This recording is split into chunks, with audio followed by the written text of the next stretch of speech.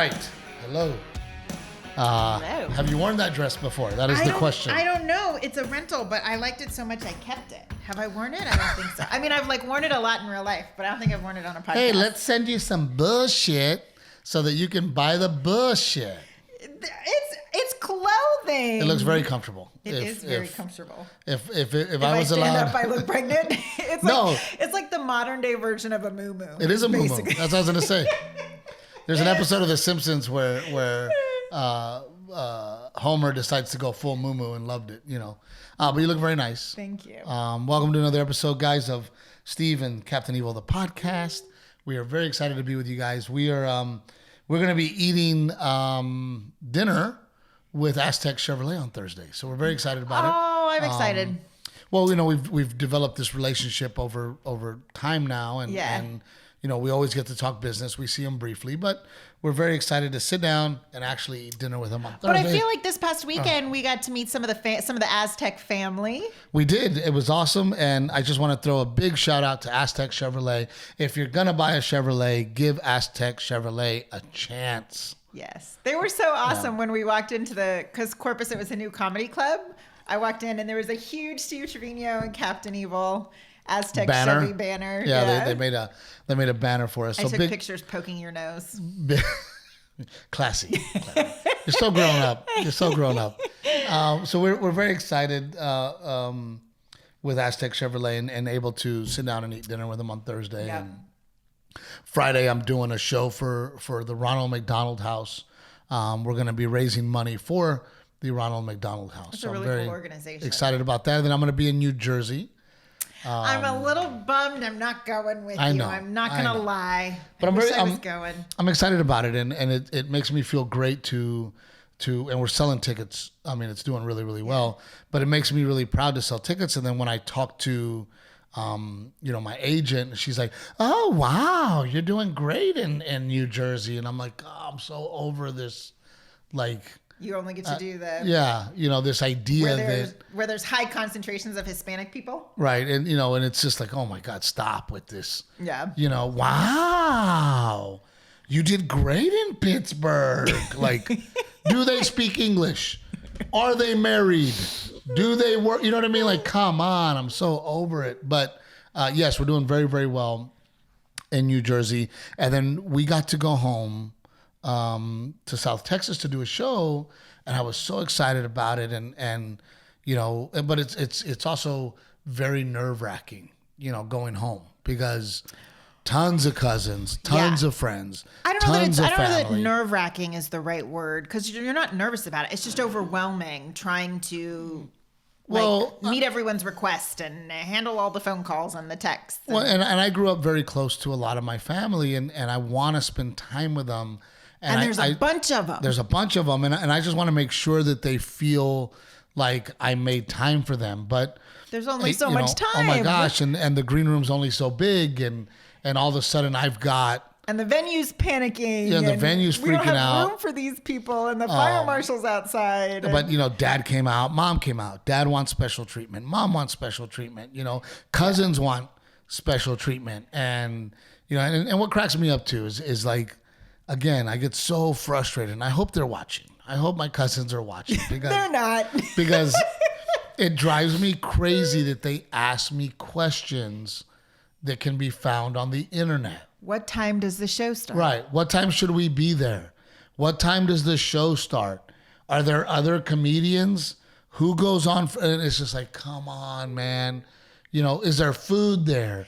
I don't think they realize you're getting those questions from 150 cousins. Right. Literally, the day of the shows, I was getting 14 to 15 different cousins text messaging me, can't wait to see you. And they're sweet. And I love them. I love them. And I want to be with them. And we always find time to hang out with them. And Frankie had his birthday party Friday evening, and it was one of those deals where he's like, "Hey, can you hold me 14 tickets for Friday?" And I'm like, "Yeah, Frank, I'll hold you 14 tickets for Friday." "Well, how much are they? How much are the tickets?" And I'm like, "Well, Frank, they're they're 20 whatever dollars. So, okay, well, who do we pay when we get there? And I'm like, dude, tell all your friends to go to the internet and buy their tickets. Intranet. And by the way, like, call me and say, add to cart. Right. Call me and say, hey, I've got 14 total. Can you save me a table? That I can do. Right. But it turned into, well, can you save the ticket? Oh, and we need to add 2 more. Can you hold 2 more? And can you make sure that we sit together? And it's like, oh my gosh, dude. And poor Timmy's freaking out. And then dad shows up and Grandpa. Because then there's the last minute requests. Right. And sometimes you're like, we don't have the room, but you can stand. Grandpa Joe's freaking out and he wants special treatment. And where's Steve? And, can I tell you that Corpus is when I really miss Deanna? Right. Yeah, she's great. Yeah. Deanna, Steve's old manager. I think she used to come to the Corpus shows just for me so that I wouldn't have a full-on panic attack. It does help that road manager Timmy now knows who the real cousins are. Yeah. You know what I mean? Where now, right. now Timmy's like, no, this one's really your cousin. Like this one, That's hilarious. And then Dad was on one, man. Grandpa Joe was on one. On fire. Drinking Crown backstage and like. Pour me another one. And pouring everybody. No, it's free. It's free. Yeah. Get drinks. Everybody get drinks. Where's your cup? I need more ice. Yeah. We need more ice in here, Timmy. And then he's in the crowd. Timmy's job is to count the room to make sure how many people are in there. Right. So Timmy's in there counting and I can hear Dad from the stage. Timmy, more Crown. I need more Crown. And I'm like on stage like, is that my dad right now? Like, heckling. Is my dad heckling right now? Like, my God. But he's demanding. I want Crown. And, in his gruff voice. And who are you? I don't know you. Why are you backstage? Like, I'm like, dude. He called someone out. What you don't know is that like 3 minutes before your dad called him out, we were trying to figure out seats for people. And that guy was so sweet. He was like, well, he can sit at my table. We've got an extra seat. And then Dad's pointing at him, going, who are you? And why are you back here? I don't know you. And I'm like, whoa, dude. Like, so then the guy goes, oh, well, I'm Rudy's friend. I'm Rudy's partner or whatever. A cousin's friend. A cousin of mine's friend. And he goes, well, you need to introduce yourself to me. And I'm like, whoa, dude, pump the brakes, guy. Like, which by the way, it's his green room too, baby. Yeah. Well, by the way, and Rudy was super sweet. Rudy has opened Rudy, you got to look him up. Rudy Ramirez. He's one of my friends on Facebook. Do you know the name of the bake shop? I feel Shake bad. and Bake. Okay. But he has lost, how many pounds did he say he lost? I don't know, but he looks like a completely different person. I would venture to say that he probably lost 180 pounds, right? And he has changed his life and decided to live the healthy life, and he works out constantly, and he's probably lost 180 pounds. Yeah. Like it's For insane. a second, I had to do a double take because one, I didn't recognize him because he lost so much weight, but I thought he was his brother because now that he's lost all the weight, he looks like his brother. He's like Felix, and it was, I hadn't seen him since he lost all that weight, so that was trippy for me too. Yeah. But he got really motivated in his healthy lifestyle, and he decided to open up a bakery in San Antonio called Shake and Bake. And it is a keto bakery, basically. Yeah. They use like monk fruit to sweeten things. Yeah, no sugar. Very low carbs, high protein. He told me everything that they make is under 10 grams of carb. And I mean, the cookies were good. And that strawberry, what was like a strawberry crumble? Yep. It was yummy. Delicious.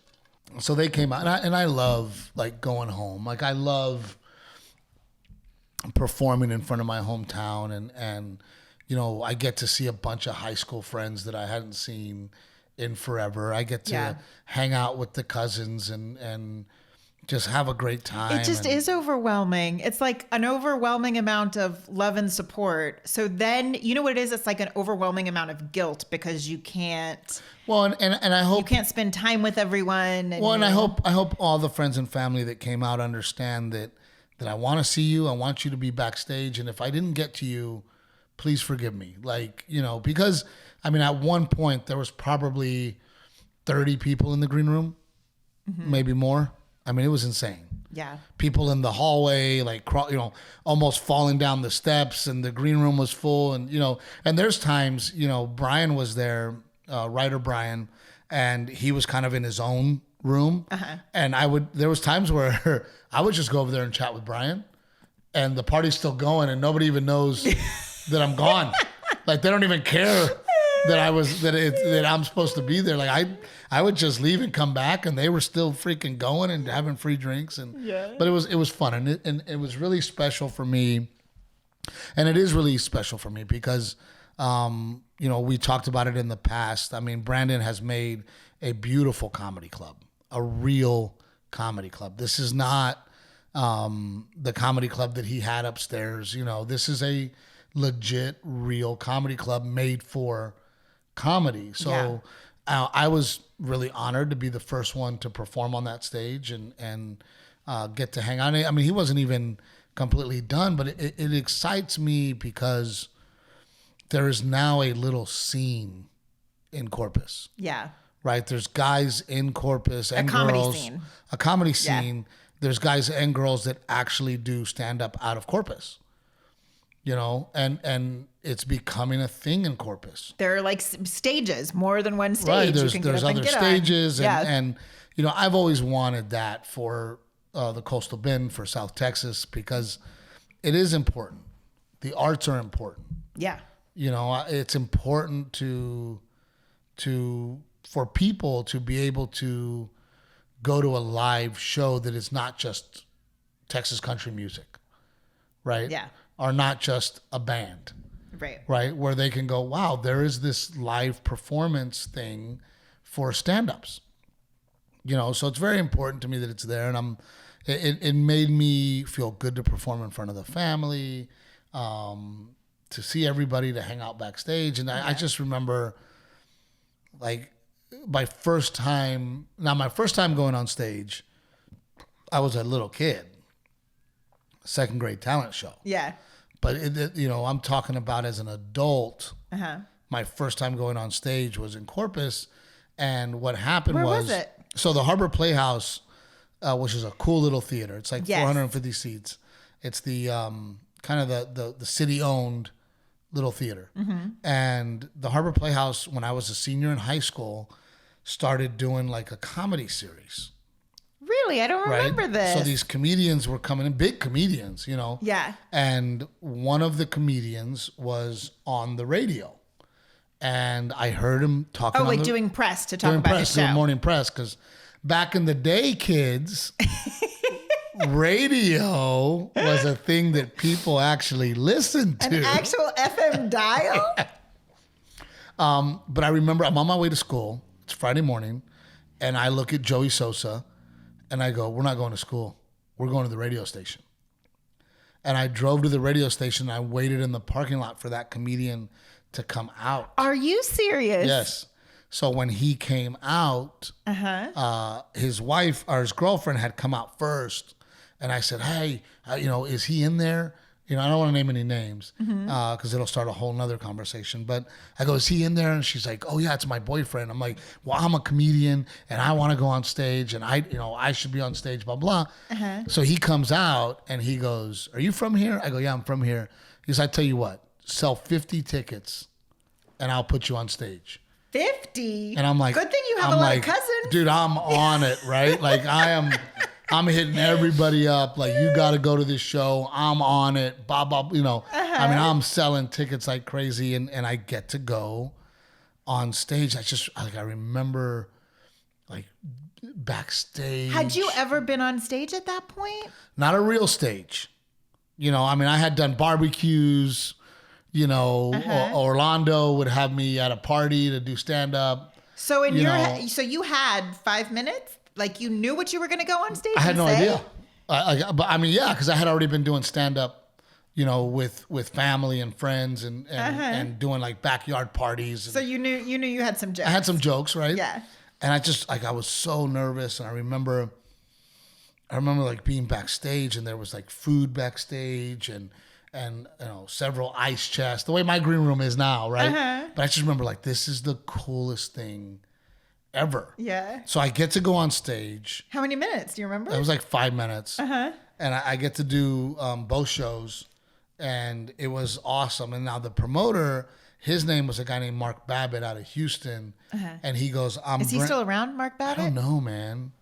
I don't know, but he goes, every time I come, give me your number. Every time I come to town, if you sell tickets for the shows, I'll put you up.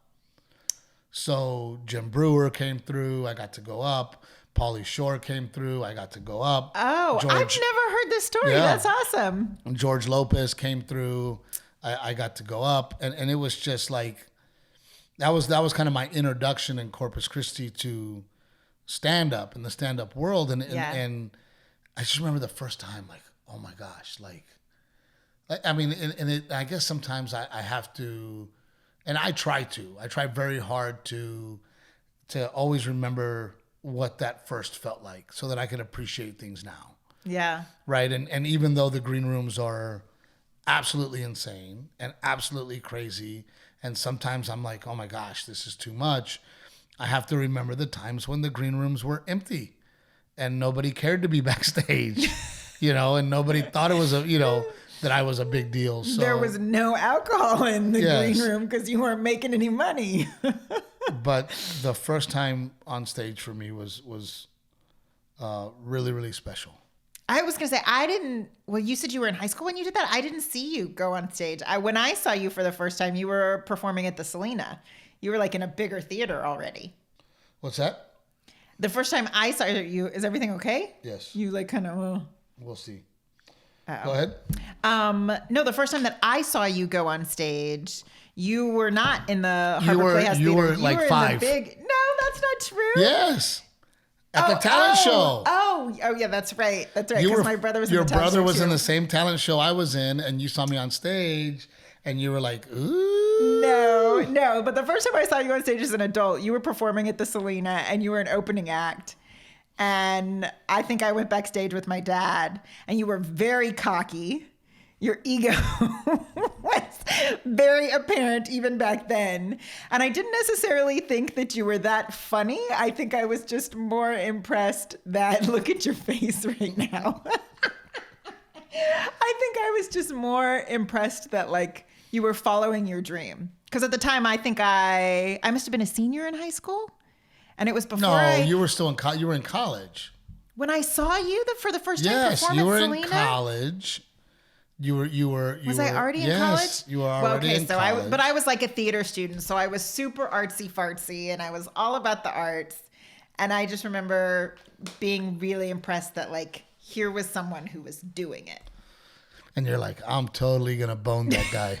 I'm gonna get with that guy. I told you I didn't think you were that funny. I didn't think you were that good. Look, I think it's funny that people are like, free Britney. Her dad controls all her money. Because I do that for you? Yes.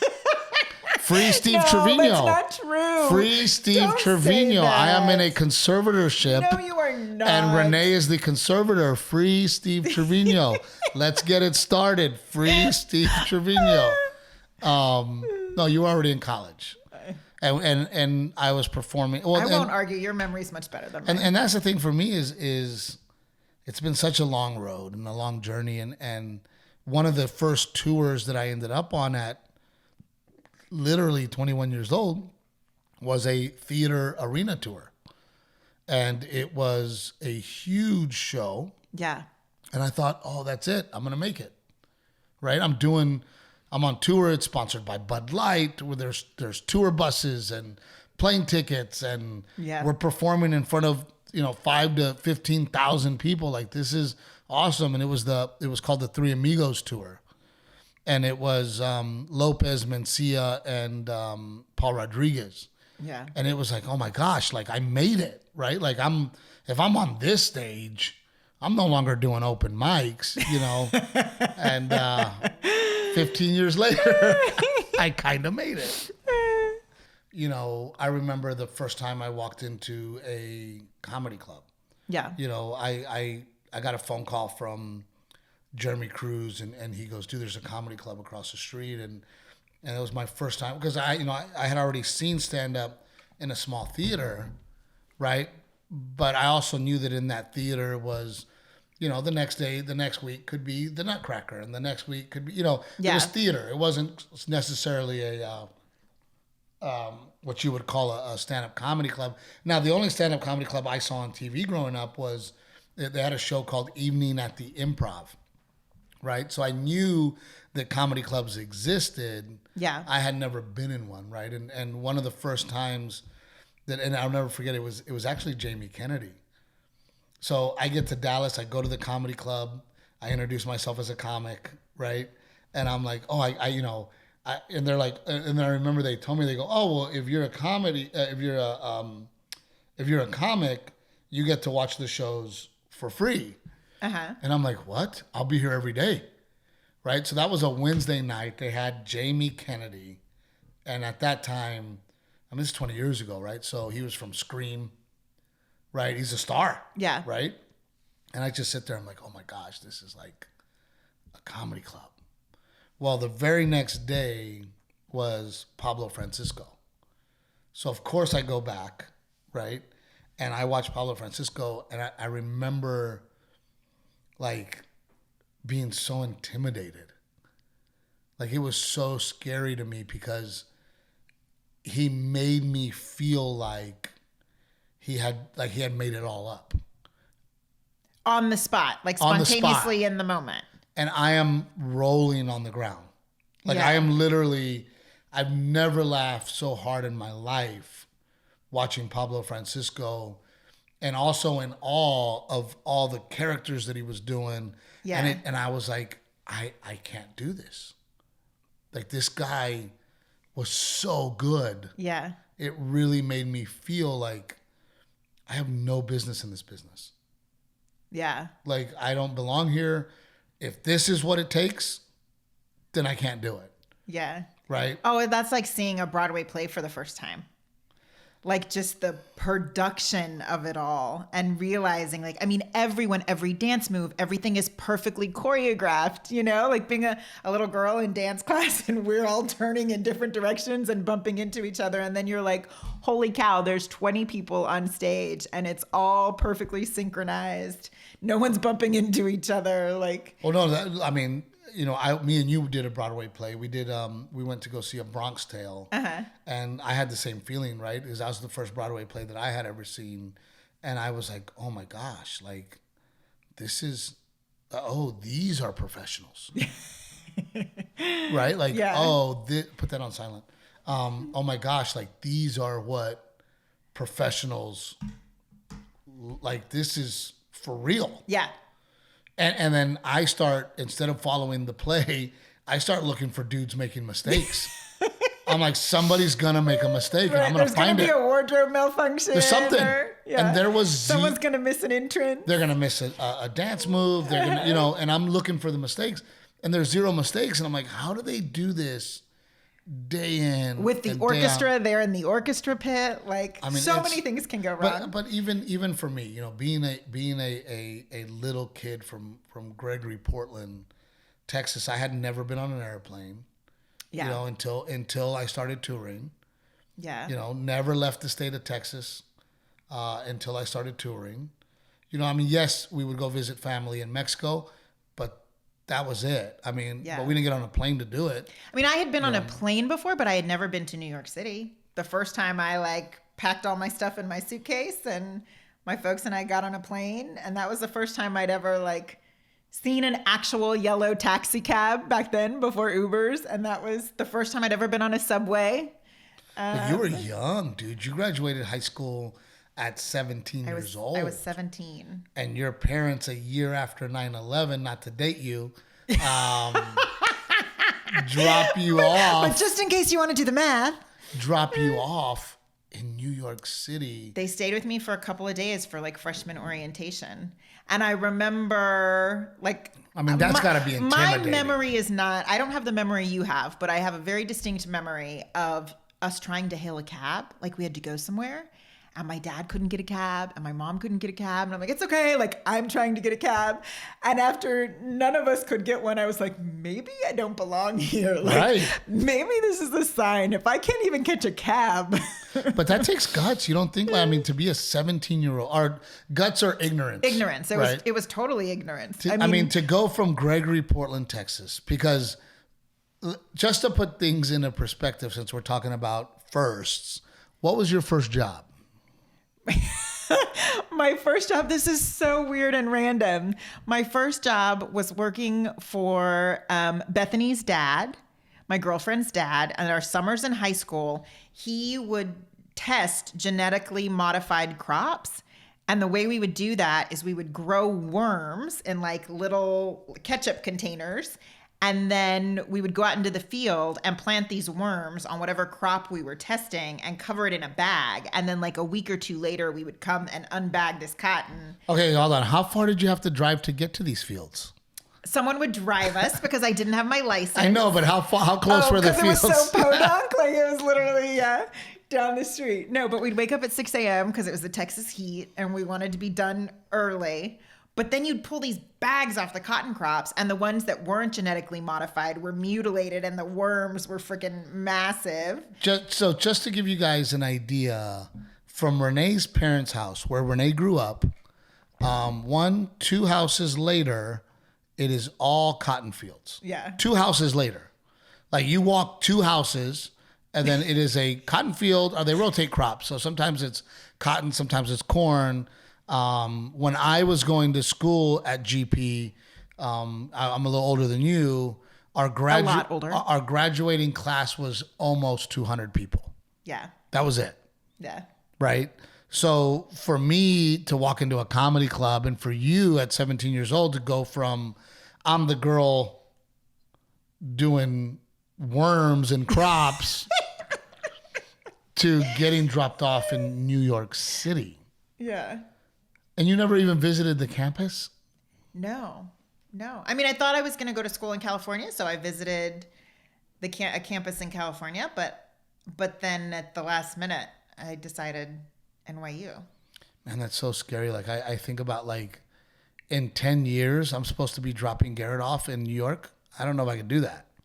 I don't know. But But now kids are exposed to so much. So it's like you see it all. And I mean, everything's on the internet, right? I mean, I was going by what I saw of New York City in movies, right, which is like so idealized. And I'm like, I'm going to New York City, you know? But when you got there, I didn't realize I was going to be like hot and sweating on a gross subway. Because New York was very impressive to me.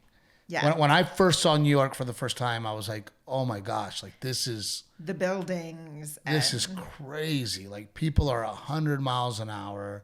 Right. I remember standing in line to get a bagel, and then it was my turn, and I go, and then the dude literally goes, next. Yeah. Like, next, what do you, and then that dude, he wasn't even like, hey man, sorry. He was just like, well, I want this, this, and this. And I'm like, did I just get skipped? Like, what the fuck? Yeah. Like when I was not ready, right, it was over for me. Oh no, I like learning how to read a subway map. I had to learn how to read a subway map. Like, what is this? Well, and there were not smartphones at the time. And there wasn't GPS at the time. So I remember there was like a freshman orientation, and I got off the subway, and I was so disoriented when I came up off the subway stairs. I didn't know, like I'm looking at a map, but I didn't know where to go. By the time I got to the damn orientation, it was over. Well, no, and when I first moved to Dallas, there was no smartphones, and we used to have a thing called the Thomas Guide, right? And it was a book this thick, and then maps. It was a map book. And then you would find the neighborhood. I feel like this is, if there's any young people watching this, they're like, oh my God, listen to these prehistoric people talk about GPS with smartphones. Right? But so, New York was very impressive to me my first time. Yeah. And I'm sure to you as well. Yeah. Vegas was like that for me, and for somebody like me, especially then, who loves to party, loves to gamble, right? And then you pull into Vegas and you're like, oh my gosh, I belong here. This is my home. Right? I can gamble all night. And all these degenerate gamblers, they're my soulmates. I'm trying to get wasted by 2:00, and Ahmed is like, dude, they're not cutting you off. Like you can drink all night long. Yeah. And we went there. We were in LA, and I was already living in LA, so I was already kind of mid-20s before I went to Vegas. Yeah. And Ahmed goes, he goes, hey man, you want to go see Elton John in Vegas? And I'm like, yeah, I'd love to. And he's like, well, let's go. Right? And it was like, I don't know, 8:00 on a Wednesday or something. Yeah. He's like, let's go. I go, man, I don't have that much money. And he's like, I got the tickets. I'll get the tickets. And I get free rooms. Like, let's go. I'm Yeah. like, all right. How much were the tickets to see Elton John? I don't remember. I mean, it was a lot, like Yeah. $600, $700 or something crazy. Yeah. And so we took off. We just started driving to Vegas. And I remember pulling into Vegas like, oh my gosh, like, you know, this is awesome. Yeah. And now we're watching Elton John, which to this day, one of the biggest shows I had ever seen in my life. I mean, it was like, and that was another thing to see, like, That was like your first big concert? but it was show business. Oh, right, because Vegas, Right? the production of it all. It was yeah. show business, man. And it And was Elton. like, and all these good looking people dressed up, and I'm there and I'm trying to play it cool. Like, oh my gosh, I'm in Vegas, you know? Yeah. And I think Ahmed and I, we checked into some shit hotel that he got free rooms at, Yeah. you know? But even then I was like, oh my God, this is so freaking cool. Like, this is awesome. Like, it doesn't get any better than this. And then I'll never forget. So Ahmed goes, I got the room. I got the tickets. Don't worry about it. Come on. Yeah. Right. And like, we're partying, we're hanging out. I'm doing pretty good at black. I didn't play craps back then. Doing pretty good at blackjack, you know? And Ahmed's like, hey man, listen, can I borrow $500? I'm like, what the dude, you told me you had it. Like, I might as well have just paid for my ticket. Right. So I ended up giving him $500, but that was, And then who paid rent that month? yeah, well, I mean, thank goodness I did pretty good at the tables, but that was my first time in Vegas, and it was awesome. And it was, I mean, we were broke. We didn't have a lot of money. But you know what, man? We partied and we figured it out and stomped Yeah. around Vegas, you know, till 6 o'clock in the morning. And I just remember like, man, this is amazing, Yeah. you know? I mean, but it's, And then began your love affair with Vegas. yes, I love Vegas. And that's why I become a Golden Knights fan, you know, because I love my Texas teams, pro teams, but you know what? I need a pro team in Vegas, and it's definitely not going to be the Raiders. So Yeah. I'll root for the Golden Knights. But it was awesome, man. And for a kid like me, who literally, I mean, we didn't go anywhere. Yeah. You know, our vacation, we'd go camping at Garner State Park.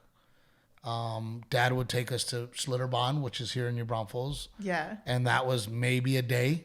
Like, there was not like 2 days. I think my dad took You know. me to my first big concert. Really? Yeah. I remember it was at the Selena Auditorium, right? That's what was the big one then. And it was Color Me Bad. It was you got Elton John, I got Color Me Bad in Corpus Christi, Texas Me with my Bad? dad. I don't even know if I remember. They were like what were they like? They were like the knockoff of NSYNC, kind of. I gotta look them up. Hold on. Because I don't think NSYNC came to Corpus, so I got Color Me Bad. Color Me Bad. Oh gosh, here's a picture of them when they were. Let me see. I don't even remember what they look like. Louise, dude, they look so creepy. That's who your dad took you to go see? Yeah, Let me see it. They are like a bad NSYNC knockoff. Dude, they look They're like an older, creepier New Kids on the Block. right. You know, I didn't get Cheerios growing up. I got, like, I didn't get Nikes. I got Mikeys, right? That's what you got. Yeah, I got Color Me Bad. This is hilarious. That was the first concert I remember going to. The first song that they show I was gonna say I don't even remember what they sing actually. is "I Want to Sex You Up." Your dad takes his daughter. Good job, Daddy Raymond. I don't think he even knew their songs either. Dad just liked music, and so I want to sex He took you me to a up. concert. Full lyrics. and I think it might have just been him and I. I think it was like a daddy-daughter. Come date. inside. Take off your coat. I'll make you feel at home. It's a date rape song. This is. They're canceling it for sure. Yes, for sure. This is. Color Me Bad has for sure been canceled. I've been waiting all night, so just let me hold you close to me, because I've been dying for you, girl, to make love to me. This is. How old were you? I was probably like 8 or 9. 8 or 9 years old. That's awesome. Girl, you make me feel real good. We can do it till we both wake up. Girl, you know I'm hooked on you, and this is what I'll do. I want to sex you I up didn't even know the words. all night. Girl, you make me feel good.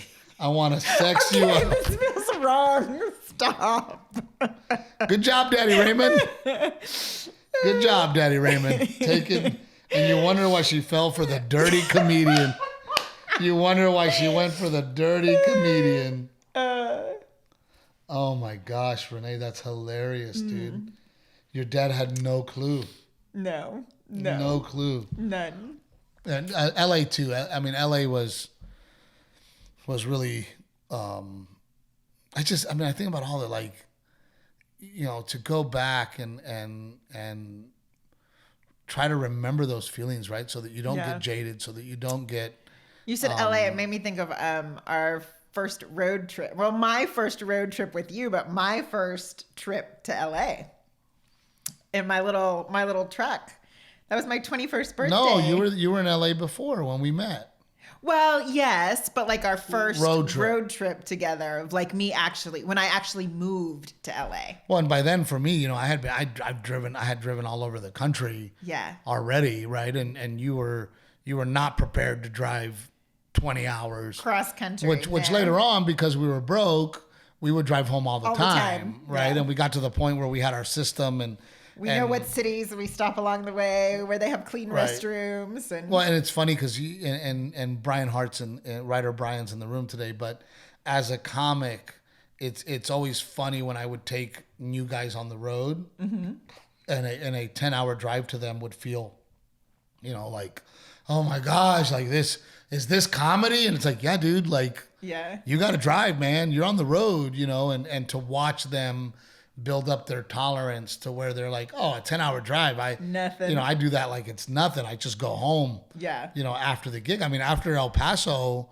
I would finish El Paso when I lived in LA, which was 12 hours away. That's a long drive. And then I would leave at night and hump it through because I wanted to be in my bed.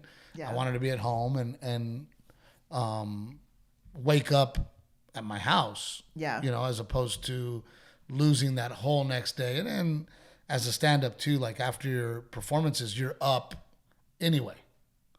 Yeah. Right? Like I'm the amped. adrenaline. Yeah, I'm amped. I just did a show. I'm gonna be awake all night anyway. I don't want to spend being awake in a hotel room. Yeah. Like I want to get my ass home. But going back to like, I always use the would 21-year-old Steve, how would he feel about where I am in my career? Yeah. Right? How would 18-year-old Doesn't that feel Steve, like a completely different person? Like 21-year-old Renae feels like a completely different person. 21-year-old Steve is like, I'd punch him. Like I would punch that guy in the face. But no, I mean, I have to ask myself when I got into this business. Yeah. Because there's some times where I get a little like, jaded, or I get a little like, man, where's my TV show? And I start to get grumpy about it, or how come I'm not a bigger comedian when I know I'm funnier than 98% of the comedians out there? How am I not bigger? But then I have to take a step back and go, hey, wait a minute. Your life's pretty good, man. Yeah. And what would 21-year-old Steve, who started this business, feel about where we're at today? Yeah. Right. And I think that's important. I don't know 21-year-old Steve. No, you don't. I know 25, 26-year-old Steve, which I feel like is 27. a much tamer. 27. Yeah, 20. Oh, that's right, 27. I know 27-year-old Steve, which I feel like is a much tamer version than the 21-year-old Steve. And if that was tame. That's true. Well, what is that? But and we were talking about this where it's like a lot of guys and girls went to college. Yeah. And they had a lot of fun in college. I did. Right? A lot of partying, a lot of hanging out, a lot of laughs, a lot of carefree time. Yes. And those college years are a lot of fun. Yeah. But imagine spending those college years, because I didn't go to college. I spent my college years on the road. You got a doctorate on the road. Like a pirate. Maybe. Like a pirate, and I was college age, so I would go into college parties when I was on the road. Your college was only supposed to be 4 years, Steve. You drew that out. But that was my college years were spent every single week in another city. Yeah. Isn't that crazy? Like, yeah. As fun as you can imagine your college experience was. Take it on tour. Yeah, multiply that by 10. And the drinks for me were free. Yeah. Right? I mean, you want to talk about like, crazy times. Right. I'm on the road in a different major city in the country during my college years. Yeah. And comedy clubs are all like downtown in the liveliest, liveliest neighborhood. Where we party next and where we going. And, it's one of the ways that I met Ponch and Pat. Yeah. I'm talking about baseball on stage and how much I love it. And Ponch and Pat are playing college baseball. So they come up to me and go, hey, man, you should come to our game tomorrow. Since you're in college. Yeah, since you're in college like us, you should come to the game. But, I would meet people on the... And it's funny because we have this conversation and it kind of made me think of something else as well. And that something else is that, it's obvious that the fear of the new and the fear of the unknown, to me, it seems like that's what keeps people from succeeding. Right? What made you think of that? Well, I just thought about how you at 17 years old were not afraid to be dropped off. Because I didn't know any better. Yeah, but there's still... I saw a movie and I was like, that's cool. I'll do that. But there's still people that are afraid. And because they're afraid, they don't go to New York. Right? Yeah. Because they're afraid, they don't try that new thing. Yeah. Because they're afraid, they don't become a comedian. Because they're afraid, But that's what's so great about being young and dumb, right? Like you feel like, do it when you're young and dumb. Ignorant. I mean, but like even Miss Dora, my mom, right? She drives me crazy because she won't get on a plane. Yeah. Because she's like, I'm afraid. But she'll still get on a train and go to Chicago. I mean, your mama mom's gets brave. out. Mom's brave. But your mom will drive by herself here to visit us, and I know a lot of women who won't do that. But even like your mom, where she's like, well, I don't want to go without Raymond. Yeah. And it's like it's a 2-hour drive. My mom, who is a lot older than you, does it on her own. Yeah. But my sister Lisa, very afraid. Yeah. I don't want to go over there, and I'm afraid, and I'm intimidated, and she wanted to come to my show, but well, can you walk me in? And I go, Lisa, just tell them you're my sister. They know you're coming. Yeah, but come get me. And I'm I'm afraid to ask. Yeah. So the I guess my I've never been afraid to travel. I've never been afraid to go somewhere. I've never been. Yeah. I get to go to Montreal. You know what it is? You've made so many mistakes, you're not afraid to make them. Yes. That's exactly the point.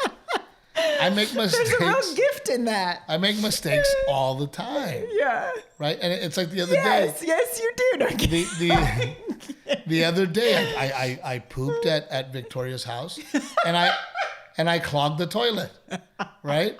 And all the girls were like, please tell me how this is a life lesson. Because all the girls were like, oh my God, you clogged up the toilet and blah, blah. And then I'm walking around and I go, oh, sorry, I'm so embarrassed. I'm so embarrassed, and Kenny, my brother-in-law, goes, is that possible? Is it possible to embarrass you? But it's one of those things. It's like, what? Am I the only one in history to clog a toilet? Am I the only one that has ever, I mean, come on. Of course I'm not embarrassed. Like, it happens. I'm sorry. I'm embarrassed the conversation has gone here. I'm just saying. I'm not embarrassed that I clogged the toilet at my sister's house. I'm a little proud. Yeah. I'm a little proud. Yeah. But I don't know what happened in this episode or where we went. I thought it was good. Yeah. It all goes to the shitter. That was kind of funny, Renee. Good job. It all ended up in the shitter. This episode ended up in the shitter, and I think we just named this episode. But even like, thinking of first, like now you got me thinking of like the first time you have a baby. Like, what was your first job? Ooh, my first job? Yeah. That I got paid for? Yes, that you got paid for.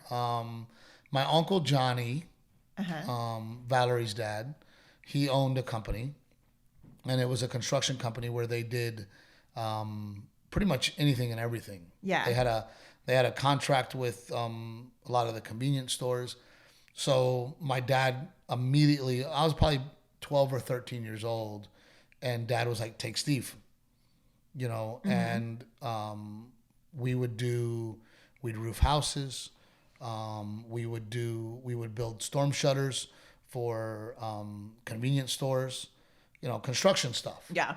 And a lot of times, being on the roofing, we did a lot of roofing. Yeah. We would be on a roof all the time. I mean, and I always say that I think that, part of the reason that I speak Spanish, my sisters don't speak Spanish. Part of the reason I speak Spanish is because I was with all these crews that only spoke Spanish. Yeah. I was on the roof with 80% of the guys would only speak Spanish. Yeah. And here I am, this 13-year-old kid on the roof with them. 13? Oh yeah. I started working very young, and I was always proud of that though. Dad always kind of had the attitude that, hey man, if you take care of yourself, I'll leave you alone. Right? So I started buying my own school clothes. My parents, by the time I was in junior high, did not have to buy me school clothes. You bought your own tank tops. I bought my own tank tops. You're on fire today, dude. That was a good one. No, I've taken care of myself. And it's I don't have a high school graduation ring because Dad was like, hey, did you make money? If you want one, get one. I don't have high school graduation pictures because my dad was like, you want pictures? Pay for them. Like, you have money? Yeah. And I'm like, I'm watching all my other friends get pictures and their class ring senior year, and oh, no one wears class rings anyway. I know, but I never. But the picture, but I wish you had a graduation picture. But if I wanted to go to prom, my dad would go, hey man, figure it out. You have money. Yeah. You want a tuxedo because tuxedos for prom were $100. So I would go to the tuxedo shop, and again, and I really appreciate my dad doing that, because it made me creative. Yeah. And it made me make that decision of like, you know what, I don't need that ring. Right. Like who cares about who out there wears their high school graduation ring? Yeah. Like nobody. Yeah. I don't need it. Right. I don't even think they're a thing anymore. Are they? I don't know. I don't know if they are or not. I don't think they're a thing anymore. But I would go to the tuxedo shop and I would say, hey, if I get 10 of my friends to come here, can I have a free tuxedo? And they would go, yeah. You bring, so they would give me cards, and then I would put my name on the back of the card. And if 10 of those came into the tuxedo shop, they gave me a free one. Yeah. Right. So I go to my friends and be like, hey man, go here. This is where you need to go. Right. They got a hookup. Take them this card. They're going to hook you up. Right. Take them this card. Tuxedo sales turned into radio sales apparently. Yeah. But I had to figure it out because I'm like, man, I don't want to spend $100 on a tuxedo, and all these kids, their parents are paying for it. Yeah. So why not send them there? And I would get a free tuxedo, but it made me think outside the box because my dad was like, hey dude. Yeah. Like you got to pay for it. Oh, I know we should wrap it up, but I was like, now I want to know how you ended up from tuxedo sales to radio sales. Well, radio sales, I wanted to be in radio because I thought that was show business. Because there was no comedy club, so there was no comedy club. Best version. And I was driving to Del Mar College for the one semester I did. You did a semester of college? Yes, I did. You didn't know that either? No, I didn't know that either. And I got a I'm listening to the radio and they're like, hey, are you interested in radio? Do you want to be in radio? Well, come to, blah, blah, blah, blah. I'm like, they were running an ad? Yeah. So I showed up and they were like, you're not old enough. You're only 18. Right. And I just kept knocking on the door. And they were like, hey man, you know what? When you get older, come by. And then finally I bugged them so much that they hired me. Yeah. And I still have lifelong friends from that situation because me, Barbie Leo, and Lou Ramirez, who now works for Warner Music, we were all young together and started together. Yeah. And Lou was a radio intern, and Barbie was a radio intern, and I was a radio intern. And now the three of us are still very, very good friends. Yeah. And all in the biz. But I always worked. I always made my own money. And, Dad had that attitude of, look, man, you want me to leave you alone? Then pay your own bills. Yeah. Pay for your car, pay for your own insurance. I was the first guy in high school to have my own pager. I had a pager. little pager, and I check my pages, You get buzzed? Yeah, and I was one of the first guys to have a cell phone because I paid for it. I wanted a cell phone, so. Oh, I just bought shoes and bags. Bags and shoes. That's what I bought. Some shit has not changed. Some things have not changed. But we'd like to thank Old Salt Coffee for being a continued supporter. OldSaltCoffee.com, Trevino 10, Trevino, the number 10. You get 10% off. You're going to drink coffee. You might as well buy it from veterans, and you might as well help us out. So I think I had a little too much coffee this morning. I'm like jittery. What a weird episode. I hope you guys like it.